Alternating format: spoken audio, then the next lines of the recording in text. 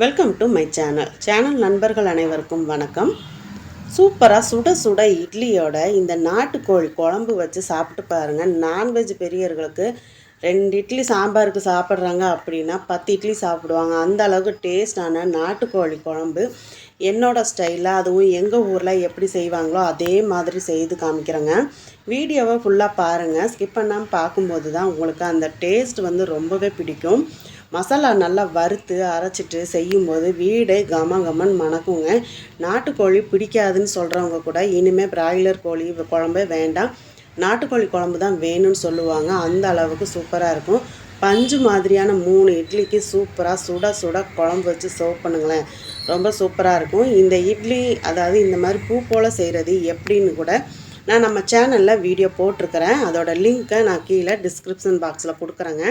மாவு எப்படி அரைக்கணுங்கிற அந்த பக்குவத்தோடு கொடுத்துருக்குறேன். பார்க்காதவங்க அதையும் பார்த்து தெரிஞ்சுக்கோங்க. வாங்க, வீட்டில் இப்போ பிள்ளைங்களுக்கு தான் இதை சர்வ் பண்ணிகிட்ருக்கேன். நீங்களும் கூட சாப்பிட்லாம் வாங்க. இப்போ இந்த சுட சுட இந்த நாட்டுக்கோழி குழம்பு எப்படி செய்யலான்னு பார்க்கலாம். அதுக்கு முதல்ல நம்ம கடாயை மசாலா வறுத்துக்கலாங்க. கடாய் ஒன்று அடுப்பில் வச்சுக்கோங்க. வச்சுட்டு ஒரு 2லேருந்து 3 ஸ்பூன் அளவுக்கு எண்ணெய் சேர்த்துக்கோங்க. எண்ணெய் நல்லா சூடாகட்டும். எண்ணெய் சூடானதுக்கப்புறம் நம்ம மசாலாக்கள் எல்லாம் சேர்த்துக்கலாம். நான் இன்றைக்கி நாட்டுக்கோழி 1.5 கிலோ அளவுக்கு எடுத்துருக்குறேங்க. இப்போ எண்ணெயில் ஒரு பிரிஞ்சி இலை, 4-5 கிராம்பு, 1 இன்ச் அளவுக்கு பட்டை, ஒரு சின்ன நட்சத்திர சோம்பு, 5 ஏலக்காய் சேர்த்துருக்குறேன். இது கூடவே 1.5 ஸ்பூன் அளவுக்கு சோம்பு சேர்த்துக்கோங்க. அதாவது 1 கிலோங்கும்போது 1 ஸ்பூன் அளவுக்கு சோம்பு, 1.5 கிலோங்கும்போது 1.5 ஸ்பூன் அளவுக்கு சோம்பு, கூடவே 3/4 ஸ்பூன் அளவுக்கு சீரகம். மிளகு நாட்டுக்கோழி குழம்புக்கு நம்ம அதிகமாக சேர்க்கும்போது டேஸ்ட் ரொம்ப நல்லாயிருக்கும். 2 ஸ்பூன் அளவுக்கு மிளகு சேர்த்துக்கோங்க. மிளகாத்தூளை விட மிளகு சேர்க்கும்போது அதோட டேஸ்ட்டே சூப்பராக இருக்குங்க. மசாலாவை லோ ஃப்ளேமில் வச்சு எண்ணெயில் வறுத்து விட்டுக்கோங்க. இதில் வர கொத்தமல்லியும் வரமிளகாயும் நான் சேர்க்கலை. ஏன்னா தனித்தனியாக நான் பொடி பண்ணி வச்சுருக்கறனால பொடியாகவே சேர்த்துக்கலாம். நல்ல ஒரு குழம்பு திக்னஸ் கொடுக்குறதுக்காக 2 ஸ்பூன் அளவுக்கு வறுத்த நிலக்கடலை சேர்த்துருக்குறேங்க. நிலக்கடலை சேர்க்கும்போது உங்களுக்கு அதாவது சூட்டை கிளப்பி பாத்ரூம் போகும்னு சொல்லுவாங்களா, அந்த மாதிரி எல்லாம் இருக்காது. சில பேர் இந்த நாட்டுக்கோழி குழம்பு சாப்பிட்டா எனக்கு வயிற்றுக்கு சேராதும்பாங்க. அந்த மாதிரி உள்ளவங்க இந்த மாதிரி நிலக்கடலையை சேர்த்துக்கோங்க. சேர்த்துட்டு ஒரு 100 கிராம் அளவுக்கு சின்ன வெங்காயத்தை உரித்து சேர்த்துக்கோங்க. வெங்காயம் ஒரு 5 நிமிஷம் வதங்கினா போதும். ரொம்ப வதக்கிட்டிங்க அப்படின்னா குழம்புல ஒரு இனிப்புத்தன்மை வந்துடுங்க. அதனால் 5 நிமிஷம் வதக்கிட்டு ஒரு 50 கிராம் அளவுக்கு தக்காளி எடுத்துக்கோங்க. அதையும் சேர்த்து நம்ம வதக்கி விட்டுக்கலாம். தக்காளியிலேருந்து தண்ணி பிரிகிற அளவுக்கெல்லாம் வதக்கக்கூடாது. லைட்டாக நம்ம அந்த தக்காளி தோல் வெந்து வந்தால் போதும். மீடியம் ஃப்ளேமில் வச்சுட்டு வதக்கிக்கலாம். அதே சமயத்தில் சில பேருக்கு நாட்டுக்கோழி குழம்பு எனக்கு ஜீரணமாகறதில்ல, நெஞ்சக்கு பரட்டுதுங்க அப்படின்னு சொல்லுவாங்க. அந்த மாதிரி உள்ளவங்க 1 ஸ்பூன் அளவுக்கு கசகசா சேர்த்துக்கோங்க. இப்போ மல்லித்தூள், தனி மல்லித்தூள் தாங்க இது. நாட்டு மல்லி வாங்கி வறுத்து பொடி பண்ணி மிஷினில் கொடுத்து பொடி பண்ணி வச்சுருக்கேன். 5 ஸ்பூன் அளவுக்கு நாட்டு மல்லித்தூள் சேர்த்துருக்குறேங்க. கூடவே வரமிளகா உங்கள் காரத்துக்கு ஏற்ற மாதிரி நீங்கள் தூள் சேர்த்துக்கோங்க. என்னென்னா நான் 3 ஸ்பூன் அளவுக்கு சேர்த்துருக்கேன். இந்த நாட்டுக்கோழி குழம்பை பொறுத்த வரைக்கும் நல்லா காரசாரமாக இருந்தால் தான் அந்த இட்லிக்கு சாப்பிட்றது ரொம்ப சூப்பராக இருக்கும்.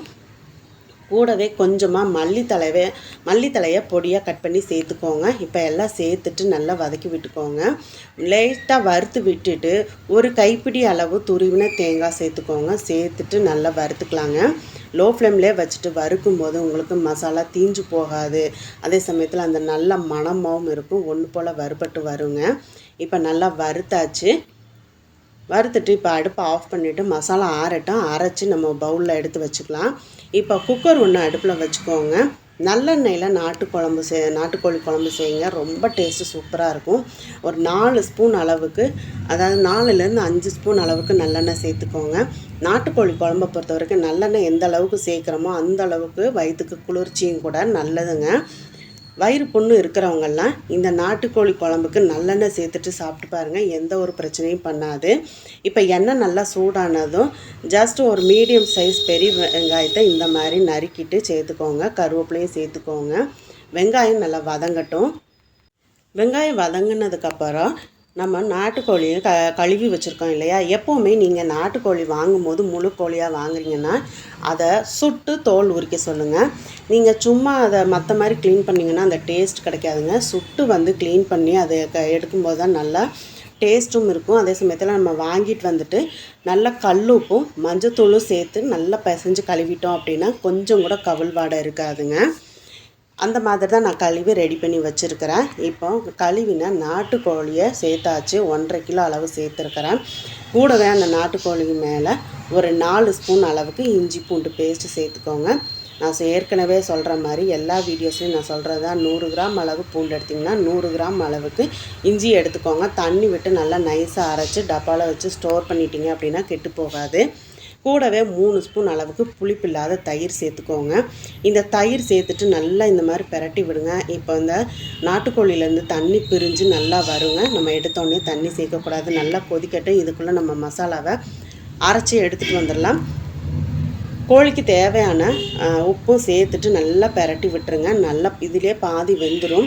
தயிர் எதுக்காக சேர்க்குறோம் அப்படின்னா நாட்டுக்கோழி வந்து வேகிறதுக்கு டைம் எடுக்கும். நீங்கள் குக்கரில் இல்லை, நீங்கள் சாதாரண பாத்திரத்தில் செய்கிறீங்கன்னா கூட இந்த தயிர் சேர்த்துட்டு நீங்கள் நல்லா வதக்கி விட்டு செய்யும்போது உங்களுக்கு சீக்கிரம் நாட்டுக்கோழி வந்து நல்லா வெந்துடும். பஞ்சு மாதிரி வெந்துடுங்க. 2 விசில் தான் நான் குக்கரில் விட்டேன். சூப்பராக வந்துடுச்சு. இப்போ பாருங்கள், நான் மசாலா அரைச்சிட்டு வர்றதுக்குள்ளார நல்லா தண்ணி விட்டு வெந்துட்டுருக்கு பாருங்கள். இப்போ நல்லா ஒரு பிரட்டி விட்டுட்டு அரைச்சி வச்சா மசாலாவை சேர்த்துடலாம். நீங்களும் கட்டாயம் இந்த மாதிரி மசாலா வறுத்து அரைச்சி நாட்டுக்கோழி குழம்பு செஞ்சு இட்லியும் வீட்டில் செஞ்சு கொடுத்து பாருங்கள். சூப்பராக இருக்குன்னு சொல்லி சாப்பிடுவாங்க. உங்களுக்கு பாராட்டு கட்டாயம் கிடைக்குங்க. வீடியோஸை பார்த்துட்டு லைக் பண்ணுங்கள். மறக்காமல் நண்பர்களுக்கு ஷேர் பண்ணுங்கள். உங்களோட கருத்துக்களை கமெண்ட் பாக்ஸில் சொல்ல மறக்காதீங்க. இப்போ அரைச்சி வச்ச மசாலா சேர்த்துட்டு மிக்ஸி ஜாரை அலசி கொஞ்சமாக ஒரு 1/2 கப் அளவுக்கு தண்ணி சேர்த்துக்கலாங்க. அதிகமாக தண்ணி சேர்க்க வேண்டாம். வெந்து வரும்போது இன்னுமே நல்லா திக்காகி வரும். அதுக்கப்புறம் உங்களுக்கு தேவை அப்படின்னா சுடுதண்ணி சேர்த்துட்டு நீங்கள் இன்னும் கொஞ்சம் தண்ணியாக கூட நீங்கள் சர்வ் பண்ணிக்கலாம். நான் வந்து அந்த இட்லிக்கு திக்காக இருந்தால் தான் நல்லா இருக்குங்கிறதுனால தண்ணி சேர்த்து மசாலாவை கலந்து விட்டுட்டேங்க. இந்த மாதிரி மசாலா நல்லா கலந்து விட்டுட்டு அதுக்கப்புறம் வேணும் அப்படின்னா தண்ணி சேர்த்துக்கோங்க. எடுத்த உடனே நிறைய சேர்த்துட்டிங்கன்னா ரொம்ப தண்ணி ஆகிடும். சப்போஸ் உங்களுக்கு நாட்டுக்கோழி குழம்புல தண்ணி குழம்பா வேணும் அப்படின்னா இன்னும் கொஞ்சம் நீங்கள் தண்ணி சேர்த்துக்கலாங்க. கூடவே நல்லா ஒரு கைப்பிடி அளவுக்கு மல்லி இலையை பொடியாக நறுக்கிட்டு சேர்த்துக்கோங்க. இப்போ நல்லா கலந்து விட்டுட்டு 2 விசில் விட்டுட்டு நீங்கள் குழம்பு ஓப்பன் பண்ணி பாருங்கள். சும்மா மணக்க வீடே மணக்கிற அளவுக்கு நாட்டுக்கோழி குழம்பு ரெடி ஆகிருக்குங்க. கட்டாயம் ட்ரை பண்ணி பாருங்கள். தொடர்ந்து நம்ம சேனலை சப்போர்ட் பண்ணுங்கள். சப்ஸ்கிரைப் பண்ணும்போது ஆளுங்கிற பெல் பட்டனோட சப்ஸ்கிரைப் பண்ணிக்கோங்க. அப்போ தான் நான் போடக்கூடிய வீடியோஸ் எல்லாம் உங்களுக்கு உடனே நோட்டிஃபிகேஷனாக கிடைக்கும். மேலும் உங்களுக்கு என்ன ரெசிபி வேணுங்கிறத கமெண்ட் பாக்ஸில் சொல்லுங்கள். இப்போ 2 விசில் விட்டுட்டு நான் ஓப்பன் பண்ணி பார்க்குறேன் பாருங்கள். அப்படியே எண்ணெய் தெளிஞ்சு மூடியை ஓப்பன் பண்ணின உடனே வீட்டில் பிள்ளைங்க எப்போம்மா இட்லி ஊற்ற போகிறீங்கன்னு வந்துட்டாங்க. அந்த அளவுக்கு டேஸ்ட்டாக இருந்துச்சுங்க. பாருங்கள் எப்படி எண்ணெய் தெளிஞ்சு குழம்பு பார்க்கும்போதே உங்களுக்கு எவ்வளோ கலர்ஃபுல்லாக இருக்குது பார்த்தீங்களா. இந்த மாதிரி நாட்டுக்கோழி குழம்பு நீங்கள் செஞ்சு கொடுத்தீங்க அப்படின்னா வீட்டில் இனிமேல் நாட்டுக்கோழி குழம்பு மட்டும்தான் சாப்பிடுவாங்க. பிராய்லர் கோழி வேண்டான்னு சொல்லுவாங்க. அந்த அளவுக்கு டேஸ்ட்டு செம்மையாக இருக்குங்க. கட்டாயம் ட்ரை பண்ணி பாருங்கள். அப்படியே அந்த லைக் பட்டனையும் கொஞ்சம் அமுத்திடுங்க. லைக் பண்ணிவிட்டு உங்களோட கருத்துக்களையும் சொல்லிவிடுங்க. அப்போ தான் எனக்கும் ஒரு ஹாப்பியாக இருக்கும். மீண்டும் அடுத்த ஒரு ரெசிப்பியில் சந்திக்கிறேன். நன்றி, வணக்கம்.